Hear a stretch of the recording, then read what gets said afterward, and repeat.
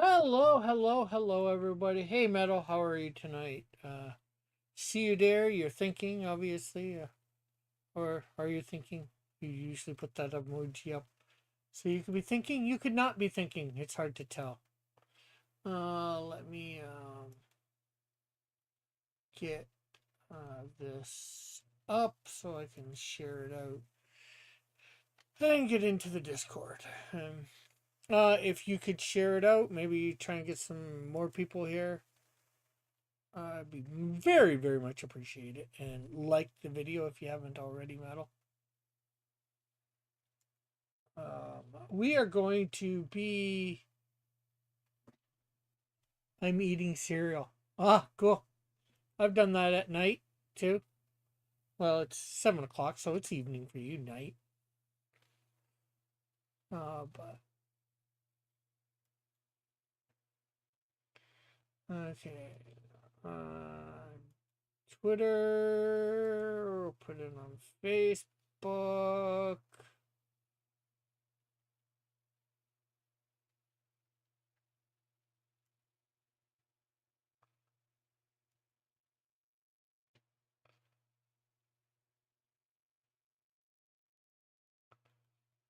And then we'll grab the link and share it. Hey, if it's Chozo, how are you?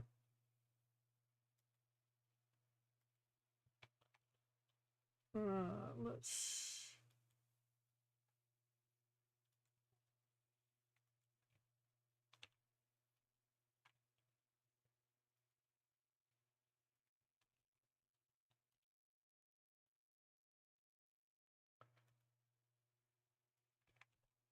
Raul.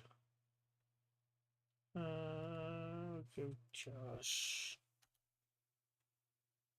Okay, there we go. And we are in. Oh, anyways, we're doing Beastman tonight with Fuzzy from Mario. Have you ever played Team Fortress 2, Rick? I don't believe so. Is that on? Is it on? What's the name of it? Steam. So let me bring up image of Fuzzy, because Fuzzy Wuzzy was a bear. Fuzzy Fuzzy was not a bear. Fuzzy Wuzzy wasn't very fuzzy, was he?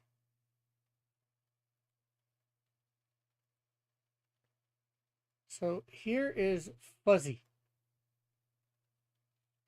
or one of the versions of him. Okay.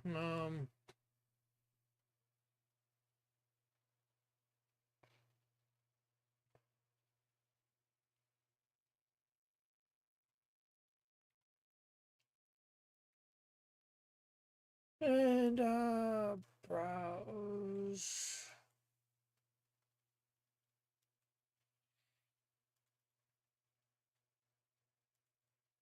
I'm actually gonna put up two versions of Beastman, I think. Because this, of course, is the classic version that most people know about. But I do like.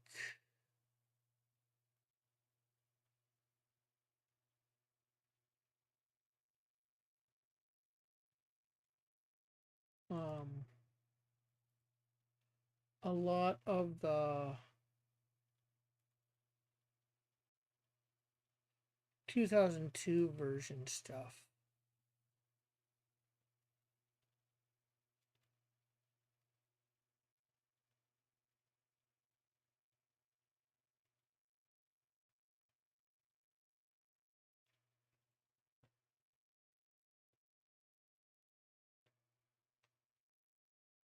I think that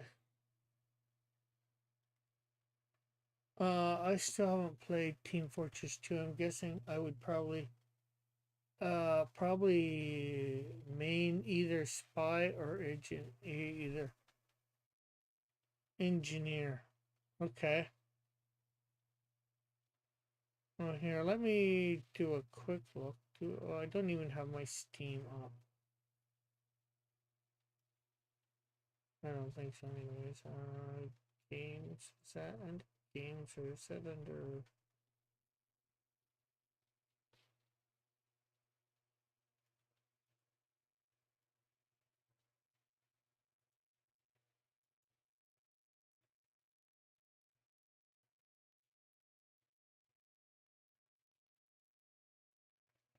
the programs.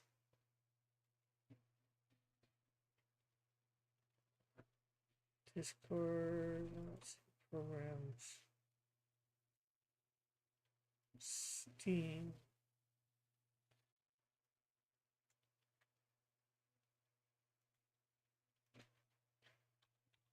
Team Fortress.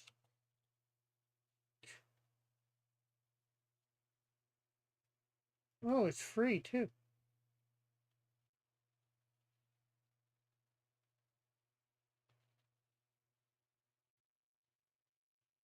Nine distinct classes, provide a broad range of tactical abilities, constant update with new game modes. Oh, says it's already in my Steam library, so I must have downloaded it at some point.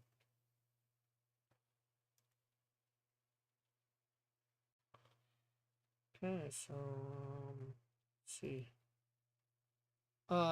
It's an old game. It came out in 2007.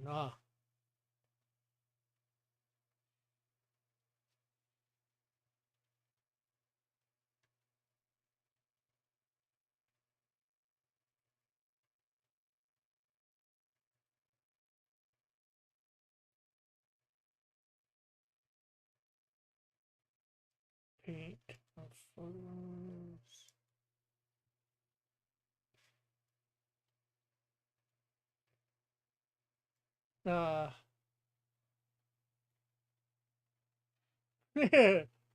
Team Fortress 2 is basically in everybody's library. Okay. Whether you want it to or be or not, eh? Okay, so let's... So we have the fuzzy here. How do we make... How... This, I think, is going to be a very interesting combination. We just have basically a round ball. It's supposed to be fuzzy. I'm not sure whether those are spikes or not.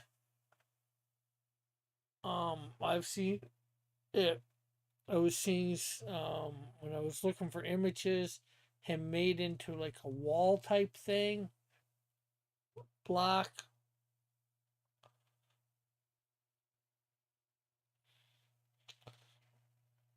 But he's supposed to be fuzzy. So how do I make this thing with Beastman? You know what? I think what we're going to do that is I think we'll do a circle here. We'll have the big eyes, the big mouth. Does value automatically put the game in your library?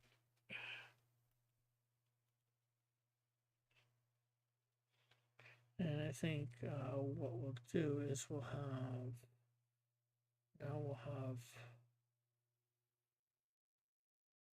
Beastman's Signia thing here.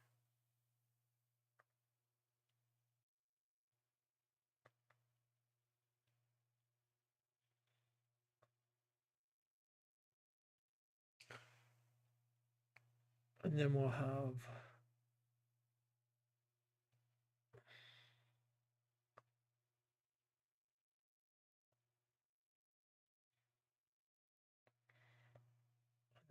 put Beastman's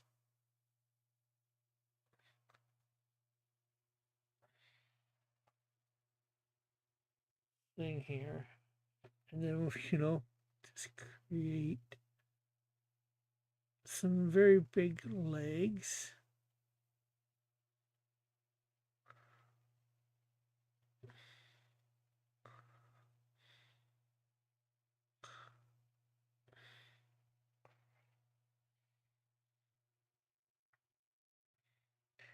And we'll give him Beastman ears as well. Metal, did you check the link that I shared in Discord?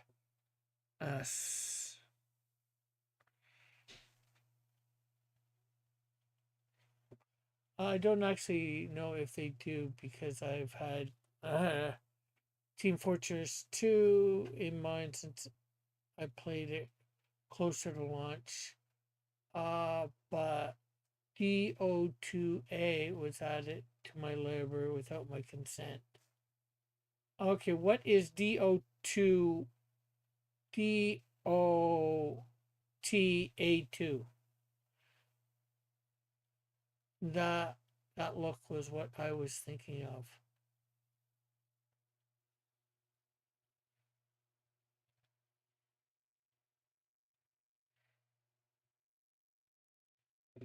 Actually, I think this will go around too, like this.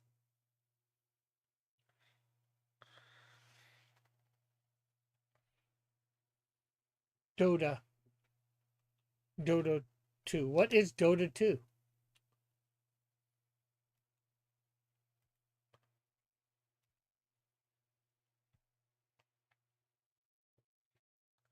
Defense of the Ancients 2, but most people don't know it by its full name anymore. Oh, okay.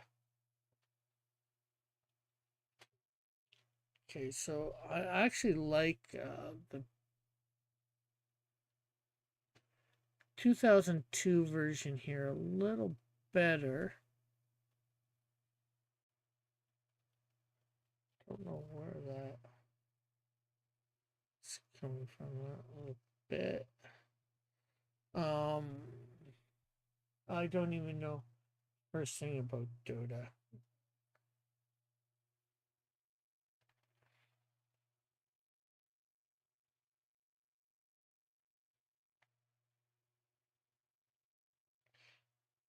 So this guy's got some, you know, claws on his thing. We're gonna give him some sort of kneecap thing here. He's gonna end up getting a lot of Beastman stuff on him.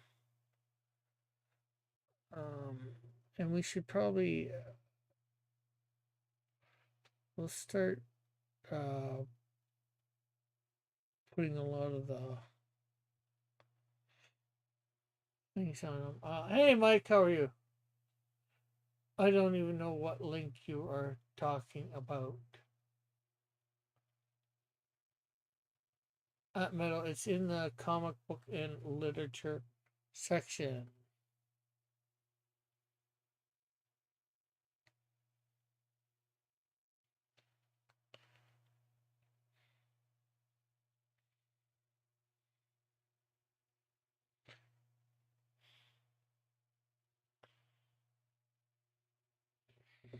Okay, and we'll just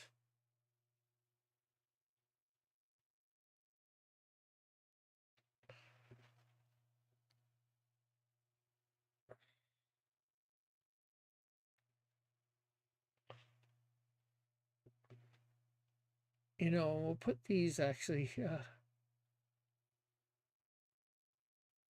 whatchamacallit, spikes that he has all on him. We'll just put them in different spots throughout the body.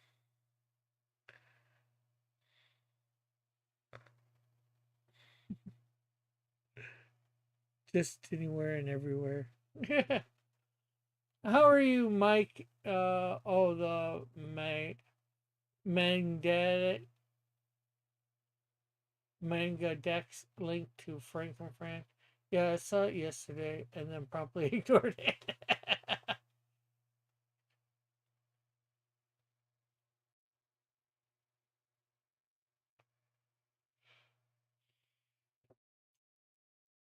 Okay, so there we have. This was very fast to get the idea for this thing. We might end up creating two tonight.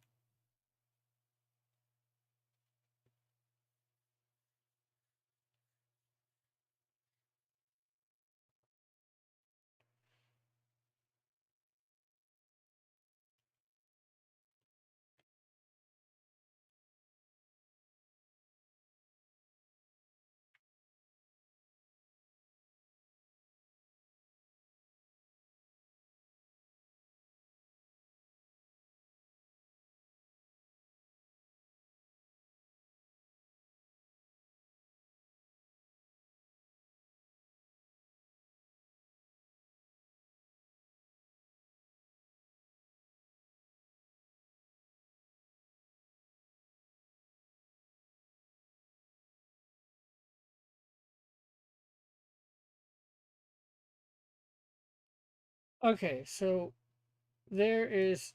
We didn't even do a bone thing here.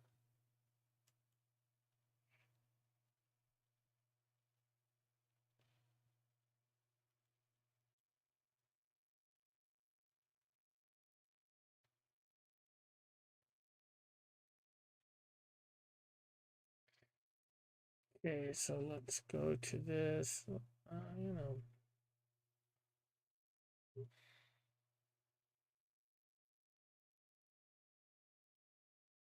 am I in the Discord? Am I on air? Yes, I am. Okay, so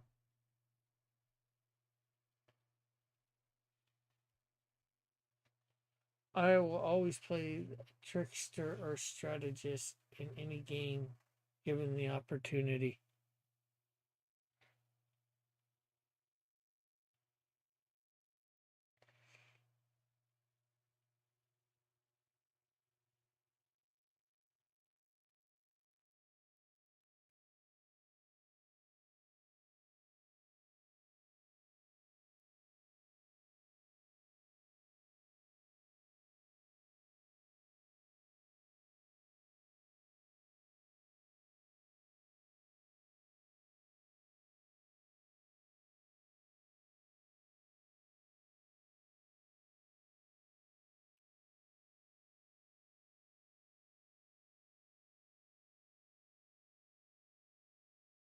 Hey, Alpha, how are you?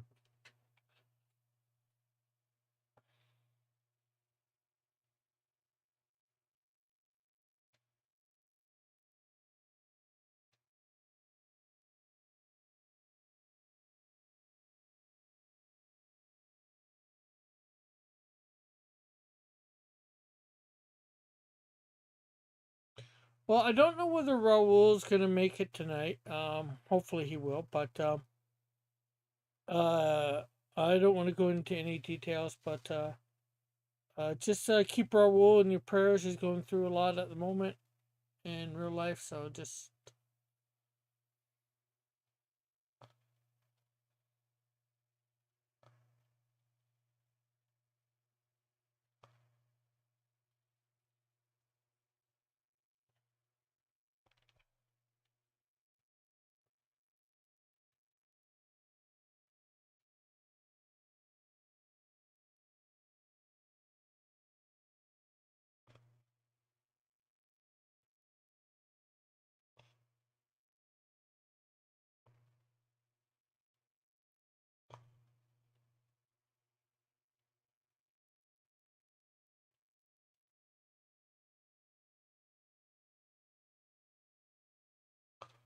I'm doing well. Just survived the storm. Oh, okay.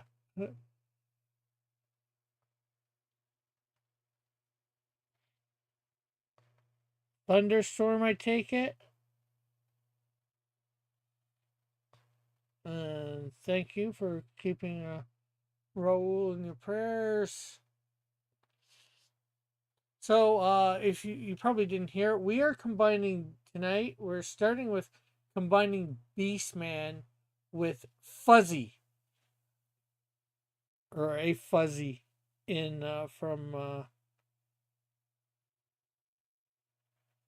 Mario. Ahoy. Ahoy. How are you? Oh, I'm doing.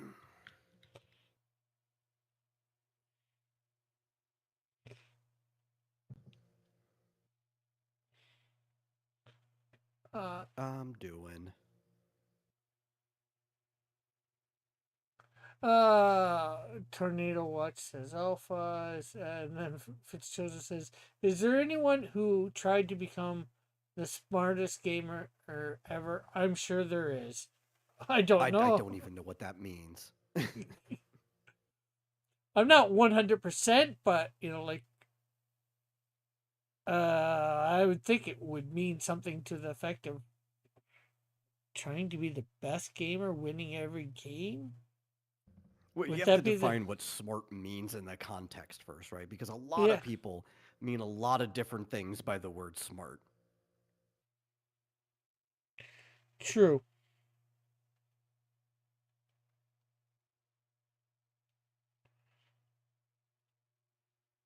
So, with that, Fitzgerald, want to define your terms?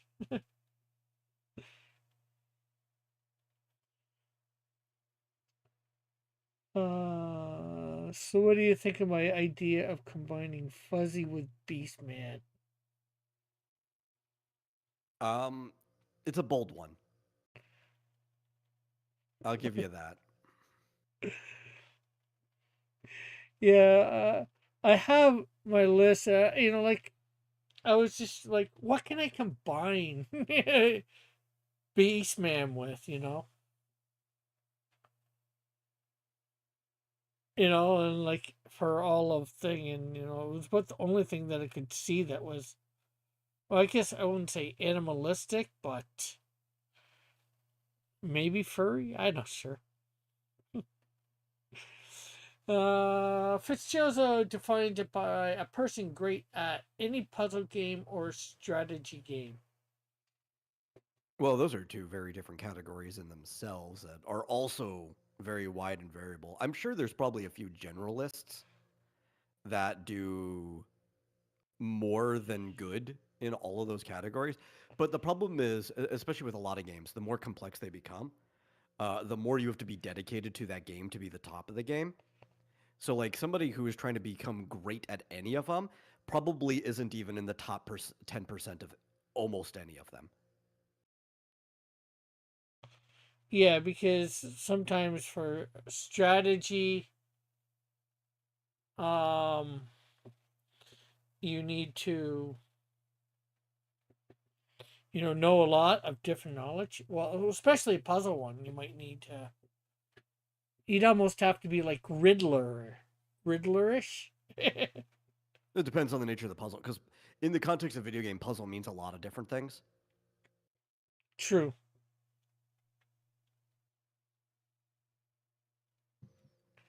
I mean, I'm sure there's probably people like I know what you might call like multi-scholastic, right? People where they're really good, really top of several games, but it still isn't much when you consider just how many games there are out there, right?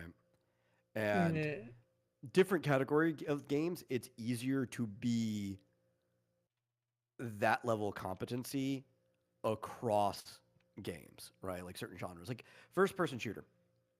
There are some exceptions where there are some very, very complex first person shooters that you have to be personally very good at that one. But the vast majority of them are mostly uh, fast twitch reflexes, good hand eye coordination, and the ability to basically make good decisions on the fly, right? Thinking ahead, basically modeling where your opponents might be.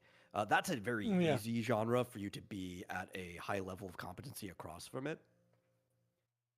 There are certain genres of puzzle games that share a lot together, but one game really pointed out how different some genres can be, even if they seem similar, and just how bad people are at games that they're not familiar with. And that was when they did the Puyo Puyo Cross Tetris game, where you had to play either Puyo Puyo or Tetris or both at the same time. depending on what you're doing. And a lot of people realized that they were really good at one, but had to completely develop their skills in the other one from scratch because they never really engaged in it. Yeah, okay, almost obviously I know what Tetris is, but what's Puyo Puyo? Puyo Puyo is the kind of like bean game, I guess. It's the one where you drop two colored nodes down at the same time, like they're attached to each other. Sometimes they're identical, sometimes they're not, and you have to connect at least two of them together for them to clear that color, right? So it still falls down like Tetris. You think like it's a falling block Uh, type game, so these should Dr. be similar. Mario, Dr. Mario, basically. Dr. Mario kind of sort of falls into the Puyo Puyo category. It's a little more complicated than that, especially because you're trying to clear the viruses that are floating in the air. But yeah, you could throw it in there. Puyo Puyo was the first one to do that. We've had some Puyo Puyo games localized under other games, like Kirby's Avalanche is the SNES Puyo Puyo game. They just decided to make it a Kirby game over here. Yeah. Dr. Eggman's Mean Bean Machine is also basically just a Puyo Puyo game. Yeah, I was gonna say, what about? I know it's got more than two, but what about Columns? Hey, Billy Power Max, how are you? Columns is slightly different, but that's the thing. Like these games seem really similar on the surface, but then as you get more in depth into them, you're like, man, there's a lot of differences between these things. I'm really good at one of them, but not so much the other one. Yeah. The one most people are likely to be competent at is actually not Tetris. Most people are worse at Tetris than they think they are. And it's Bejeweled, because Bejeweled has been cloned so many times that everybody's played it. Yeah. I've played Bejeweled before too. Well, I've played Tetris too as well. But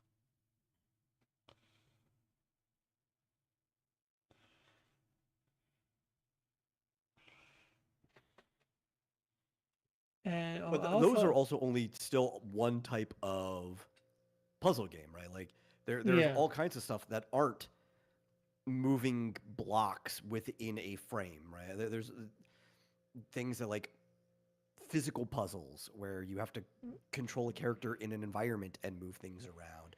There are turning puzzles. There's so many things. It's probably the broadest category out of any category is puzzles. Yeah, like I'm not sure whether you ever played the Star Trek Next Generation game. It's on various. No. There was some puzzles in that. You know, you had to figure out where to put things or whatever on certain planets or whatever. I forget exactly how to word it, but thank you. You want to know a really fun puzzle game? Me and my brother used to play all the time growing up. Super underrated. A lot of people haven't even heard of it. It was for the Nintendo 64, and it was called Wet-Trix. Obviously, they were trying to take like the Tetris sort of naming convention for it, but they were trying to use the 3D space that was now available on the 64. And it was basically a terraforming game about containing water. So every so often, like every few moves or so, water would come down, whether you wanted it to or not. And you had to make sure that your leak or flood meter didn't fill up, right? So it'll fill up anytime water rolls off the surface of your platform. In between the spaces where water comes down, you have time to put down basically dirt blocks in different shapes that can start creating like craters and ponds and lakes and stuff. So you have to basically build bowls to contain the water that's going to come down out of land. It was a really fun head-to-head game. Now, actually, I didn't know what it was about. I've heard, but I'm pretty sure I heard the name of Wet-Trix before. Or however. Hello. Hello. It wasn't like super rare or anything during the time of the N64, so obviously as somebody who was around at that time, it makes sense that you would have heard of it.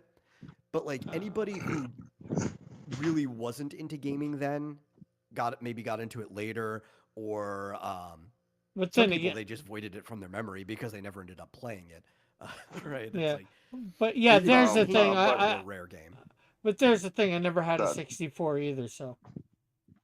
Uh, Yeah. uh, I want the reason why I asked that question is because I want when with if I ever get a good gaming setup, gaming computer, I thought we'll make a separate channel or something called Puzzle Gamer, where all I do is just play puzzle games and not just puzzle games, also any type of strategy game or any type of tactical shooter like Counter Strike, and just have just a whole YouTube channel just called Puzzle Gamer.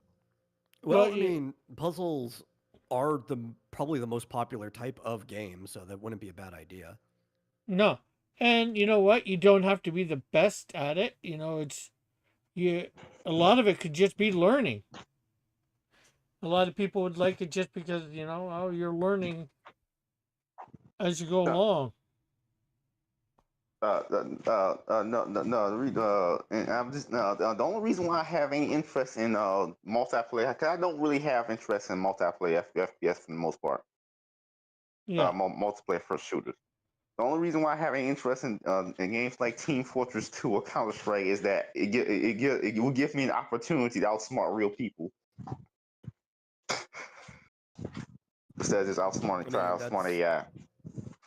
pretty much the reason most people play PvP games is because they want to be able to beat real people. But I have no interest in like Call of Duty multiplayer or anything like that. This is not really it doesn't stimulate my brain enough. When it Mm. was Well, you know what? That's all right. like are they like multiplayer real time strategy games? Um, I'm trying to think because for the most part, it's going to be like small What? army conquest games like StarCraft or Warcraft. Those are going to be most of your types of Yeah. like multiplayer RTS games. Yeah. Well, a lot of And I there's think plenty of those. There's like a whole category of those. I think there's a little bit of strategy and a little bit of luck, but what's the name of it? For Fortnite. Fortnite, you actually can use your brain though when you get involved with like the build mechanisms and stuff. Yeah. Well, that's what It I'm was one of the meaning. things that attracted a lot of people to it originally. Well, that's sort of what I was meaning because there's the build, there's being able to trying to survive to the end. It does take a little bit of strategy. I think takes a Uh, little bit of strategy, yeah. takes a little bit of luck. Oh yeah, Uh, where you even where um, you land is all strategy. Like where you decide to leave the bus at the beginning. so what would be a better channel name? A puzzle game or a brain gamer? Probably Well, I mean, puzzle. if you were gonna do a brain gamer, you'd have to actually like start off with emulating games like Brain Age. Don't even know what brain age is. Oh, Brain Age was fun. It was a DS game, so it's actually really easy to emulate, and it had Mm. multiplayer like PvP to it. And it was basically it was a brain training game. There were several of those that were popular, and you could do like daily activities to train your brain. It was developed for Japan to be like a study companion to help like alongside your studies, but have like a fun way of engaging in it.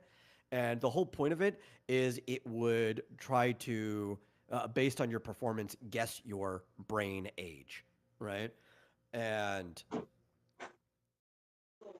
typically the higher the better, which is weird because if you were actually, say, like 76 years old, your reaction time would be slower. Yeah. But I think it was trying to like be a supplement for the idea of like brain development of like you have the acquired capabilities of somebody who was 76 years old, not necessarily that your brain was functioning like somebody who was 76 years old.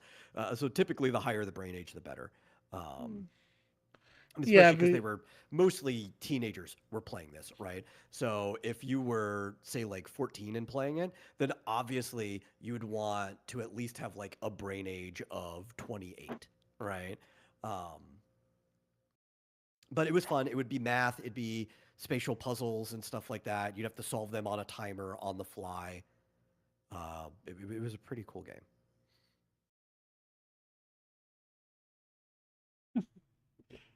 This They had a almost competitor called Big Brain Academy. this all looks like one of those things out of Toy Story. Um, Uh, are Yeah. people like Claw! puzzle? Are people like actual challenging puzzle games in the minority of gamers, or is that more common? Well, I mean, it depends what you mean by actually challenging, because like the thing about most I'm not puzzle talking games about like are, Match 3 Bejeweled clones. I'm not talking about like well, even Bejeweled like clones. How about Bejeweled can be a challenging game, but like the way games are designed like that are progressing difficulty, right? Especially the older ones, not necessarily like most of the clones. Um, they will try to make progressing difficulty, but that's just to get you to spend money on more turns, right? Um, but they're not as difficult as the traditional versions where they like pre-made the stages to become harder puzzles. They were basically designed so that people could enjoy them at whatever their skill level was, and you could even improve it over time. Tetris being like the biggest example of that. Most people can probably play stage 10 of Tetris, right? That's pretty much where the average person kind of is comfortable, is right around 10, but they work up to it too. Like if you throw them right into 10, maybe not, but the fact that the speed and the RNG ramps up to stage 10 is where most people are comfortable. But most people are not comfortable at like stage 20 of Tetris, right? I forget Stage what. 20 of Tetris is just like way too hard for most people. And the games are designed for you to be able to just kind of play to your comfort level and grow if you want. I forget where I got to on Tetris. A lot of times, I think I got past stage 10 quite a bit. I played Tetris a long time ago. Like when I was a little kid. So Well, it It is wasn't probably wasn't not the quite most the popular. back in the 90s. Well, back when Nintendo, which is well probably not where it originally came out, but it became very popular on the It Nintendo. was originally launched on Nintendo, on the Game Boy first, and then on the NES. Yeah, but it was really popular around that time. As Well, far as no. So what I'm saying is like, um, even now too late, but back then, it's not the most popular puzzle game, but it's the oh most famous. It was what I was gonna say. But I'm definitely Bejeweled as a type has passed it up in popularity, just because it's everywhere and it's I yeah, mean, easy Candy to get Crush into. literally is just Bejeweled, but Yeah, with microtransactions. and there's so many different versions of it. That is the most popular one. One of the things that makes it easy to get into is you don't have a time limit.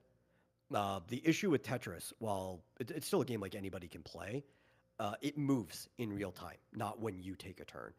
So it's really hard to just like play it on the go or during your busy life. While like Bejeweled, you can just take a turn whenever. And it's one of the things like turn-based games in general. While people complain about them, not even just RPGs. There's a lot of vocal people who hate turn-based RPGs for like no reason. But the turn-based games tend to be the most popular games when you look at the large silent majority of people playing them, because you can just like put them down and do things. And yeah. turn-based puzzle games are probably the most popular turn-based games.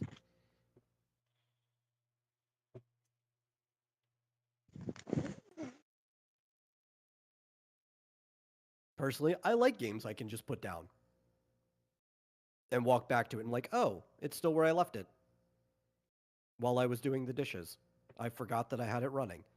To me, those are some of the best type of games because life gets busy really, really quickly.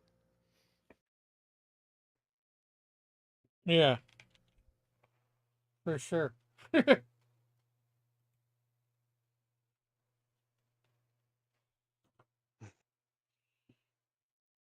And I'm gonna ask Alpha what he meant by You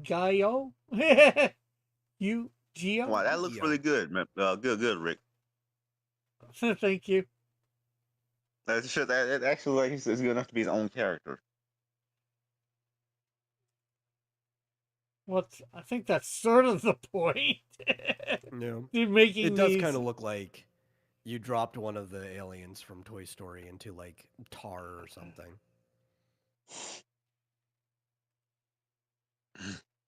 Hey. Yeah, but Well, he didn't put the O at the end or the hyphens in it, but he was saying Yu-Gi-Oh, the card game. oh, okay. I wasn't sure whether that's what he meant for sure or not, but Yeah. Well, he capitalized all the right letters. Now that's why it's easy to tell, because the U, the G, and the O are supposed to be capitalized in Yu-Gi-Oh. what is the mashup again? Well, it is He-Man and Mario characters. I am specifically doing a Fuzzy from Mario and And Beast. Beastman. Fuzzy and Beastman. See, And what that I looks would have amazing done already. is I would have put Beastman and Charge and Chuck together, and just put Beastman inside a football uniform. Yeah, that's just a little too easy.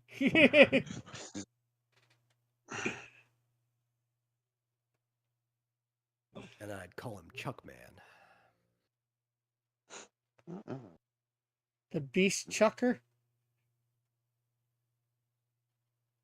I'm throwing little like sleepy sheep at people.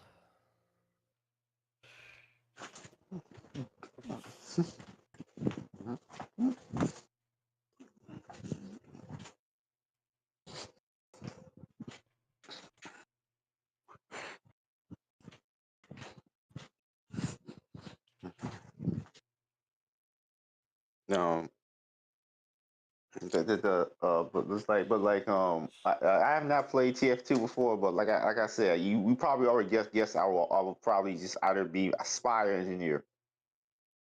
No, I didn't even want to guess. I don't know enough about it to guess. I don't really like TF2. I used to play it a lot a long time ago, but almost subversively because I don't. I like the concept. You know, I think they did a good job with it, and they're probably still the best person to do it. I just don't like hero shooters. I don't like hero shooters, and I'm not really fond of most of the game modes. Right, they're not for me. I'm an arena shooter guy. So I used to play TF2 like an arena shooter, and I would play Pyro, but I would not even use any of the pyro stuff. I would just use the default shotgun that came with the pyro because it had absolutely no spread and could shoot people from like halfway across the like map. And I would just like kill everyone so that my team could go and do their thing. That was how I played TF2. It's like I was the designated arena shooter, Twitch reflex guy. I would just kill everyone and let my team do their thing. Yeah, and of course, That's also why I I stopped have playing TF2 because it wasn't holding my interest. of course, I have very little interest in arena shooters. Arena shooters. I love arena shooters like good old Quake. I could play Quake forever. Like I have no interest in Quake at all. Quake's great. No. I like Halo, but Halo's slow. Halo also slowed down. I like how I'm somewhat interested in Halo, the old Halo. I never played a single Halo game in my entire life. Yeah, I mean, I like Halo as a game. I just don't like what it did to the shooting genre because it slowed them down tremendously. After Halo, Yeah, that was the everybody point went of Halo, though. Yeah, but like everybody started making their games at Halo pace. And then Call of Duty simplified it to the absolute extreme. Is that statement? Raul brought this up. I saw that on Twitter just a bit ago, that the creator of He-Man actually just died at the age of 91. Oh. Yeah, I think Yeah, I saw Roger that. I didn't know that he was the creator. Well, I think there was wasn't there a few or just one individual? I forget. I'm just trying to He's the remember main from guy responsible. Yeah, I'm just trying to remember from the toys that made us. thing that was on Netflix. Hmm. Yeah, I mean, again, I never really had toys as a kid. My parents took for. So, Uh, The best toy anyone can have as a kid is a stick. yeah, that way you can We stick had it to everyone. all these toys that like my grandma and stuff would gift us because she did well enough. Her husband not having to, you're not raising kids yourself anymore, so you just have like a lot of excess money, so you try to spoil your grandchildren. But even having all this stuff inside, we still found ourselves outside most of the time beating each other with sticks. Okay, it's the best toy any boy could have. Nah, you're just not thinking about it, right? You find the right kind of stick, you can make a doll out of it. You gotta expand your mind, Rick.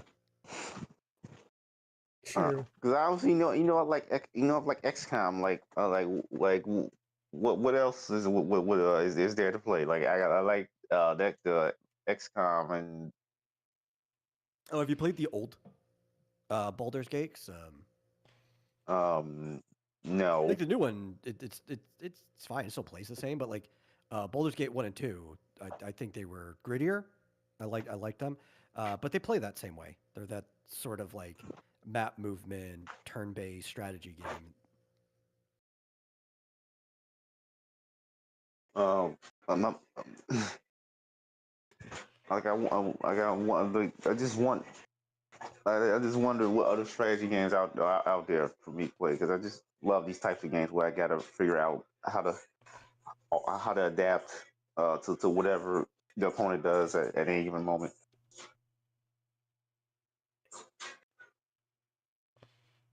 Yeah, well, I mean, if you want stuff that's real time, it's going to be things like StarCraft, Warcraft. There's tons of them. They're not just those two, right? It's a whole genre of RTS on their own. Like people have made, there's like Warhammer ones as well. I played Dawn of War 2. Yeah. I I didn't really love it or anything like that. I got all the way up to the last level. I just never beat the last level. Yeah, that's the type that most real-time strategy games are going to be.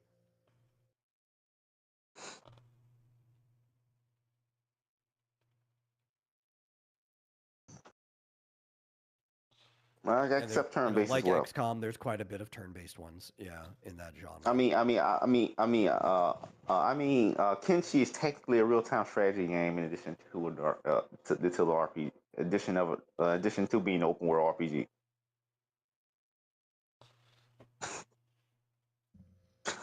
I really like the old Warcraft games. Before WoW basically decided they were never going to make a proper Warcraft game anymore. Blizzard, yeah. Well, WoW's the reason why Blizzard decided. Like they moved all the Warcraft people onto World of Warcraft, and it did so well. Yeah. There's never going to be a Warcraft 4. Yeah, why would we ever make that? Mm-hmm. But like Warcraft 1, it's kind of rough. I don't think it's aged very well. It's a good game, but it's rough even when it came out. Warcraft 2, I think, has aged really well mechanically, though graphically, a lot of people find it rough.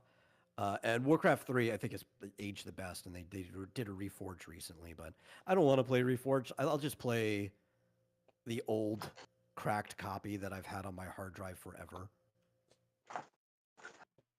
I think it's more fun. Plus, it has access to arcade. They took the arcade, or like the custom game mode, away when they made Warcraft 3 Reforged. I think that was the dumbest idea.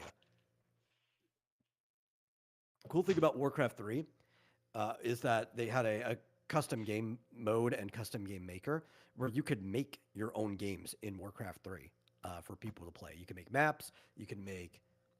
That's actually where Dota came from. I brought that up earlier. Defense of the Ancients was originally a custom game mode for Warcraft 3.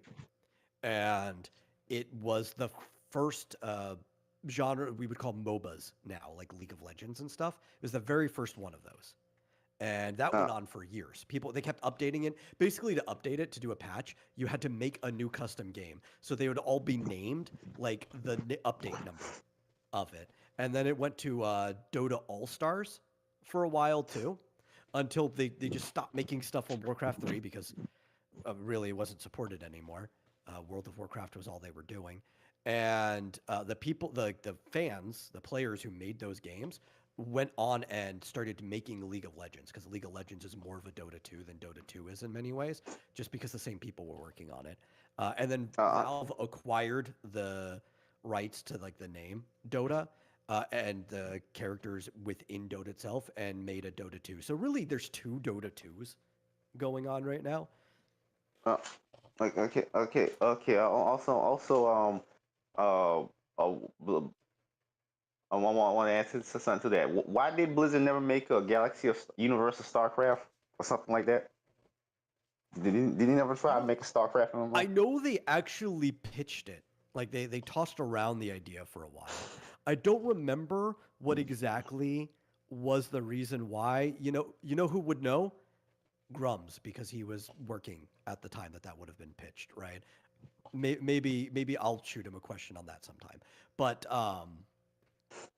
if I were to hazard a guess, I would probably be just how resource intensive running World of Warcraft was, and if you weren't guaranteed that like a universal StarCraft was going to be big, or compete against your own product, right? You don't want to necessarily compete against your own product. That it would be like financially ill-advised to make one.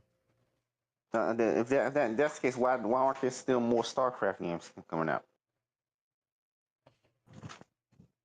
I couldn't tell you. I know they always have a lot of problems. StarCraft is like one of their most popular things, but they only have 2 games for it. And I don't know what goes on the inside as to why there's only 2 StarCrafts. It's probably for the best though, because they've yet to completely ruin that franchise. Yeah, maybe it's just, money or whatever. They didn't think it would make, although, as Metal said, it was popular or is popular. Maybe they thought making another one would just make it and ruin it, ruin the popularity Oh of yeah, there's the. still StarCraft 2 competitions going on, like right now, especially in It's South especially in Korea. South Korea. I assume. Yeah. That's just as I said. But Uh, It's gotten most, less so because League of Legends has kind of taken over South Korea. But it's kind of, if you're a South Korean boy and you get born, you get thrown into one of 2 camps. Either you're gonna get good at StarCraft or you're gonna get good at League. but there's a thing, I don't think unless somebody comes out and tells the public why, we can never know why they're not doing something Yeah, like we can only this. speculate. but by the way, I watched the first episode of BNA last night, and I'm probably gonna give it one more episode because the first episode switches kind of like switches main characters. It's like the first half of the episode is about the raccoon girl, then it switches to be about this werewolf guy halfway through. That's kind of throwing me off. Uh, if you don't know the premise of being named brand new animals, they in this world you have like werebeasts or just therianthropes, call them beast folk. And they're being discriminated against by humans, and they all flee to this one city where that's just run by werebeasts. Uh-huh. Yeah, yeah. I remember hearing a lot about it when it was brand new, and a lot of people liked it. I just never checked it out. I mean, I, but to say I'm probably giving one more episode before I make a decision. But because the thing about this premise is that it's basically just the X-Men, but it's werebeasts. So I'm like, okay.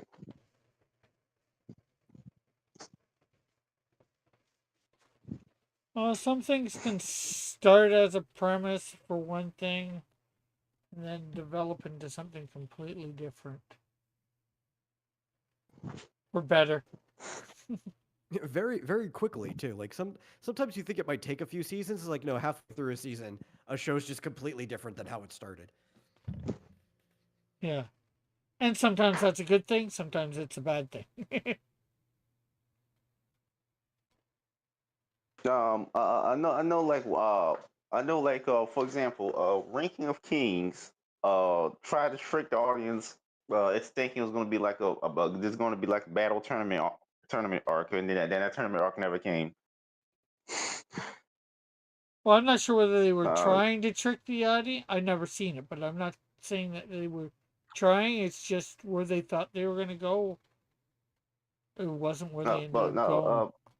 The ranking of kings, if you don't know, is an anime I do like about some the weak prince of a giant king of some who's basically not even a giant, despite his parents being giants, Mm. because he's like smaller than a normal human. So like because he's because it explained why later, but he has supernaturally cursed weakness, and he's the prince, and he gets excommunicated from Rome because he's deaf, also deaf, Yeah, it's can't his hear. name, Boji. Boji, yes, that's main character's name, Boji. He's deaf, he can't hear, Yeah, yeah. so he can't hear. So he gets excommunicated from the throne. So he goes on a quest to train to get stronger. With his sidekick, a shadow creature named Kage. Now, was it the in order to in order to fight his dad, who because eventually fight his older, yeah, has to fight his older, what thinks he's his older brother, but it turns out his dad is doing evil schemes from beyond the Yeah. grave. Has Rick might some be right on complicated this one point. though, right? Since it started off as a manga, and manga usually goes through like the weekly development cycle. Mm, Um, that there's a lot of them where you start off even at a certain point that you plan on doing something, and then maybe the thing never happens because you started off 6 months ahead, right? And then you start getting feedback from the audience as they're reading and you're working. The mm, editor will even sometimes, if it's, you know, okay, they're not too hard on the mangaka, but they will nudge them. Like, would this fit into your plans? Would this work into your story or whatever? mm, And audience feedback does nudge stories into different directions. And then when you go and watch the adaptation form, like the anime or whatever, well, that's already a condensed form. Like sometimes you're taking multiple chapters and putting them into one episode. So something that was slowly nudged over the course of a year can look like it happened in just the course of a couple episodes or so. Yeah. But like Reiki of Kings, I'm glad that it wasn't a tournament arc. The story we got was much better. Yeah, and Uh, You that's know the what? I mean, thing. the general audience probably agrees because they probably nudged it in that direction. Yeah, they probably but thought, I don't know. they probably thought originally, oh yeah, we want to do a thing, but as they were doing it, they thought, oh no, it doesn't really make sense, or whatever. Like I don't know the thing that you're talking about really, but If I were to take a guess, I would take it because there are several demographics within, even just like the main demo, right? Different readers pick up on different stories for different reasons, and the creator probably thought they were going to pick up like the part of the boy demographic that really likes tournaments and stuff like that, and that Mm, wasn't the demographic they ended up picking up. So the story shifted. yeah, They like probably that. picked up more of like the open adventure demographic. Like I know, like even with my writing, sometimes, especially way back when, and still now, things, I think I'm gonna go a certain way, and then I end up changing my mind for whatever reason. Yeah. But I think it's a fun thing to study too, right? Because a lot of times, especially if it's something older or it doesn't have to be too old, but like maybe something that's only a few years ago, but you're interacting with it now. It's fun to go back and look at like the real world pressures that formed the story the way it did. Yeah, and we actually see that a little bit in regular comic books or Western Oh comic yeah, books. Like, uh, and I've mentioned this the letters before for, page yeah, was a big one too. I've mentioned these couple examples before, but for different reasons. But like Spider-Man, the changing of the suit, the black Yeah. suit and thing. Fans complain. Oh, so they changed it back, and then fans complained again. But and the death of Robin, Jason Todd. I still think Fan, that was rigged. yeah. But my point is, possibly the fans had something to do with it. So it's Josh was like, Rick changed his mind? When? Oh, if only you were in those editing sessions. Rick changes his mind like 5 times a second. I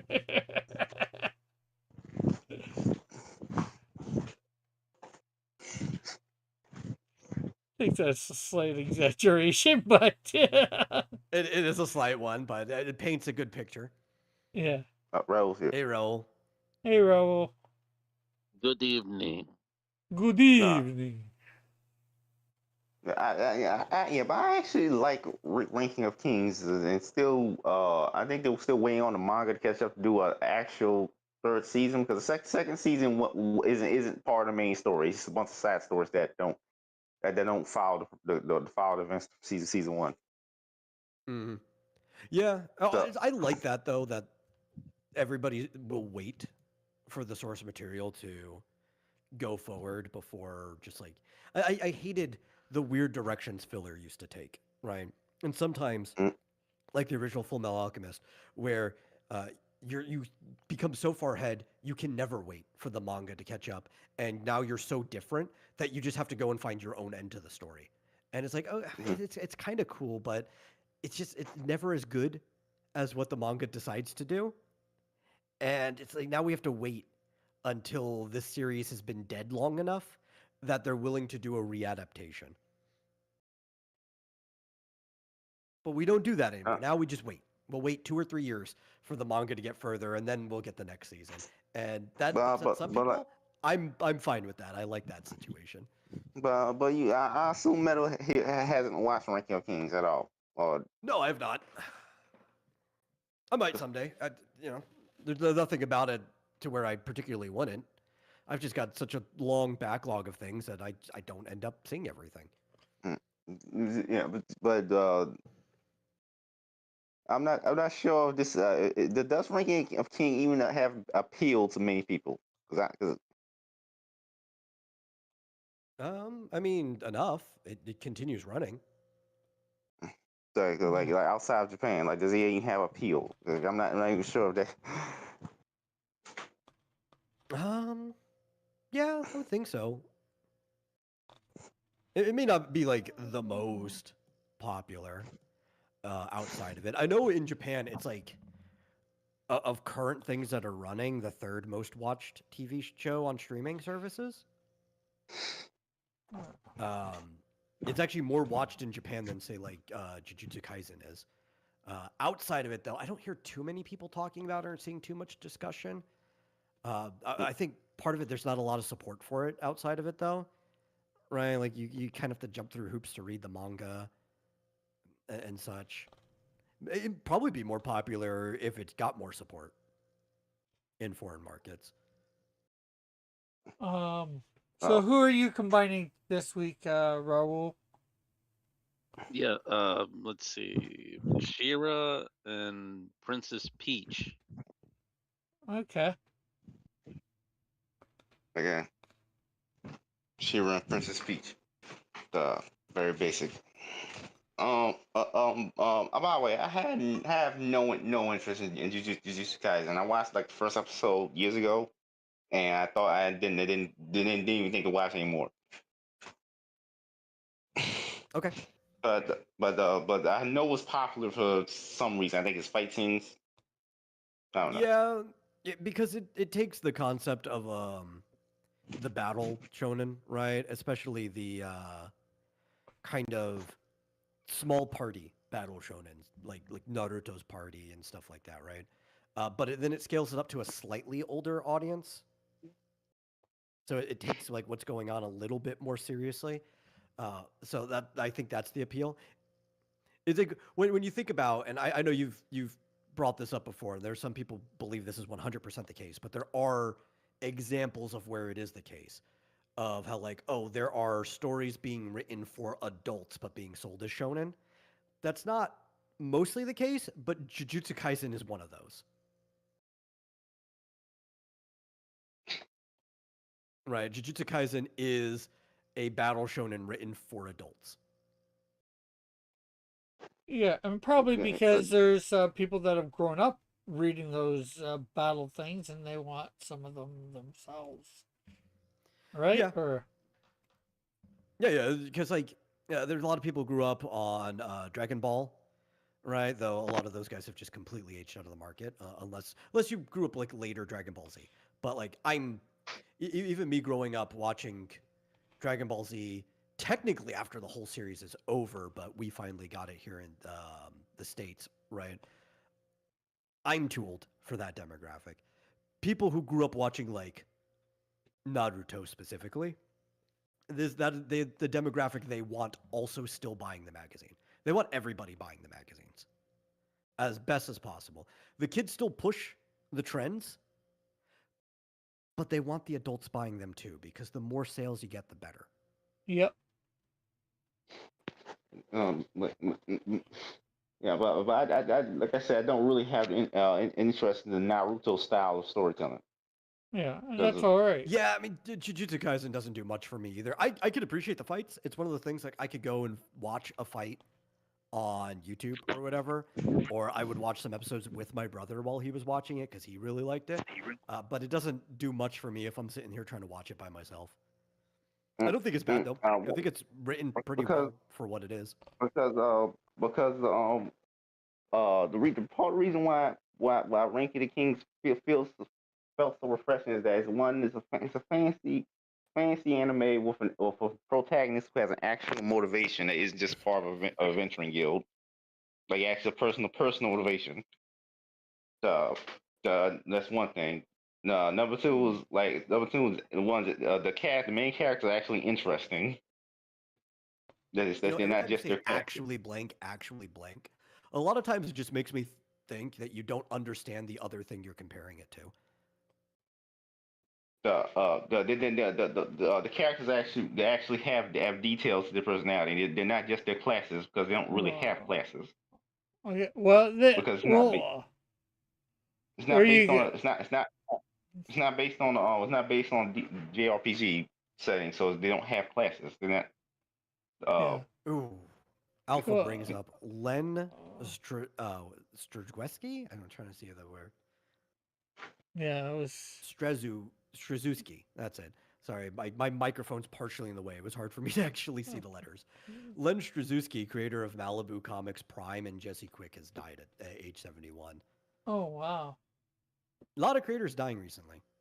Yeah. Well, everybody's getting old, right? Yeah. I mean, 71, that's not a bad age to die. Like, you could go a little further, but you've pretty Yeah. much lived the majority of your life at that point. Like, you know. Yeah. Well, My dad. my mom died at 71. So. Yeah, my My dad mom died didn't at even get to make it 76. that far. Pardon? Oh, yeah. You said your mom didn't make it that far. Oh, What metal meeting said that? Mm-hmm. And And Roll, you said yours was at 76? yeah, he died of cancer. He was too young, way too young. yeah, and your mom's Yeah, not my dad's currently that age. Yeah, my mom's But 90.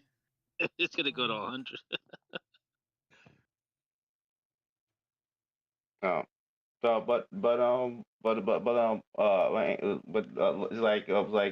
the characters they actually they're not part of the adventuring guild. They all feel organic in the world. As far as their motivations are. Kage became a thief. We get his backstory as to why he's that way. yeah, and then of So course is he, that's for you. You know, for other people, it's other things that feel more organic, and that's all right. uh, uh, we at the start we actually see this hero at the start of his journey, which is not normal. Uh, I mean, that's usually where we meet most heroes, is at the start of their journey. Not in fancy anime. I mean, you usually just get like a D&D party.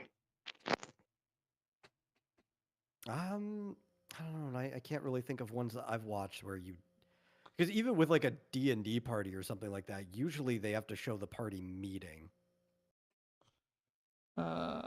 which would oh, be the start of the journey. But Alpha okay. Alpha says his mom died at 69, too soon. She never got to see me get married and have kids. I do feel Yeah. the same way. Ooh. Because my mom was I think mine made it to 79. 50. She was like on her way. Was it her 50th birthday or her 51st? I think she made it to 50. But she died just shy of her like next birthday. Yeah, my mom died just after my 50th birthday. I was Yeah. actually praying today, Rick. Yeah. All the stuff that was going on. Yeah. There was a guy Yeah. that came over. He was spraying for bugs and stuff. And I was telling him what was going on, and he's like, "Are you kind of religious?" And I said, "Yeah." And we just kind of group huddled and said a prayer. So that Oh, was pretty that's good. good. Well, me and my Yeah. boss prayed for you today too. Thank you, Rick. When that happened, I was thinking about you when that happened. That was pretty cool. Yeah. And I'm not sure whether you got my latest couple messages on Instagram. Yeah, I did. Okay. But the thing that but what type of fancy story would you call Ranking of Kings? You know, Fizz, people are trying to have like a tender, touching moment here, and then you get to Mm. go in and interrupt it. That's Fizz, man.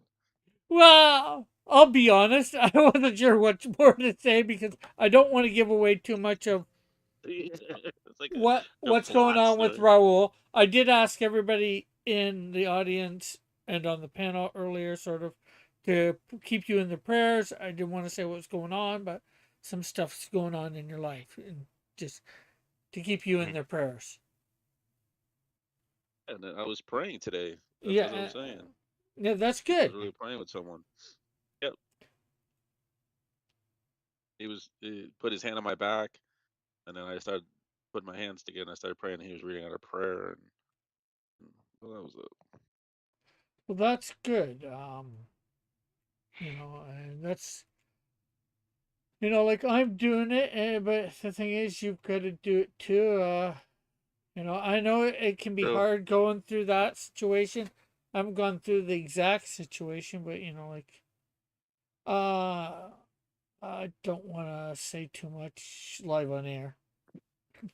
Uh, that's fine. I'm gonna go back to my drawing. It's all right for you to speak, like I I know you don't want to share too much, so I'm trying to respect your privacy. I'm glad the prayer happened though. Yeah, When it I'm happened. glad to hear that too. Mm. Yeah, but uh, You can speak about whatever fits you. So Yeah, let's go back to the show. because the reason why I asked that was because I've never seen a fancy anime like Ranking of Kings before. That's the thing. Like I've never. I guess you got to dig hard. Probably have to dig hard through manga to try to figure out like what, because it's very inspired by Western fairy tales. That's why you got like a magic mirror as a main antagonist. could be. It's hard to say. I know there's lots of mangas out there. They produce them by the buttload. So No, but it's not inspired. It's one of those weird fancy anime where it's not inspired by JRPGs at all, or like video games at all. But because they created grew up in the 70s. yeah.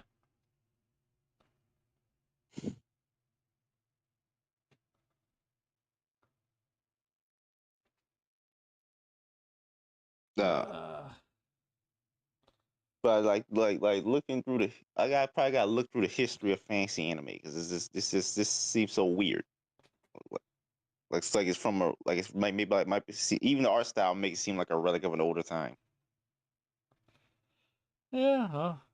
I guess it is what it is. And, really, if you like it, just enjoy it for what it is.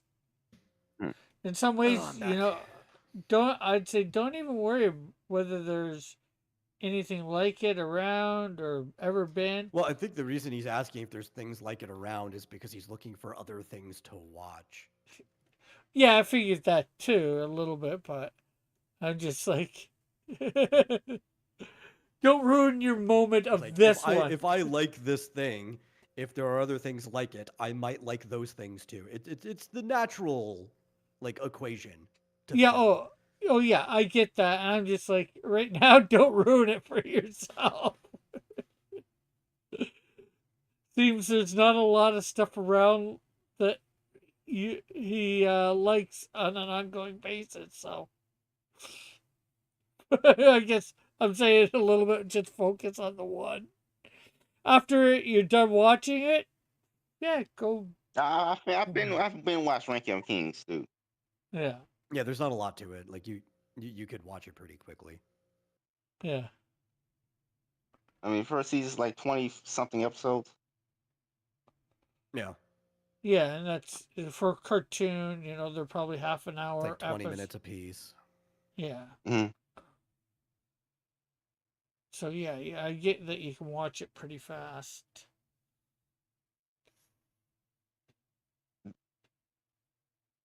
Yeah, Um, like 3 episodes an hour. If that's all you're doing, you could burn through that in no time. Yeah. That's why, like, I mentioned to people a couple years ago when I had no internet for like a couple months straight, and I needed Yeah. something on the background while I was working on stuff. I burned through 1,500 episodes of different anime that was on my hard drive, and they're like, "That's crazy." He's like, "Yeah, but not really though, right? If it's the only thing I have in the background while I'm doing things, every episode's only like 20 minutes. You burn through 3 an hour. Eventually, over the course of like a month or two, you burn through everything." Yeah. mm, uh, and I know this is probably nothing out there like Odd Taxi though. I felt like I burned through that too a little bit too quickly, but I was like that's like 12 episodes though. Oh, yeah. Yeah, that takes no time to watch But 12 episodes. like exactly no time to watch like that. Because I was hooked when I was watching that. It felt kind of similar to Monster in a lot of ways. In terms of the actual story. Because uh, I taxi you don't know. I taxi you don't know. Go ahead, Fitzgerald. Okay, I taxi you don't know that was about the main character is a taxi driver and he gets caught up with the Yakuza because they want the dash cam footage uh but they want dash cam footage because there's something involving a kidnapping case a supposed kidnapping case. It wasn't a kidnapping, but we will learn that later. I'm not spoiling for you. But and they don't want the information to get out. So he gets harassed by the Yakuza. Yeah, so And so Yakuza they, means Japanese mob, if you don't know. yeah, I know. And everything goes down here from there. Yeah, But everybody knows what the Yakuza is.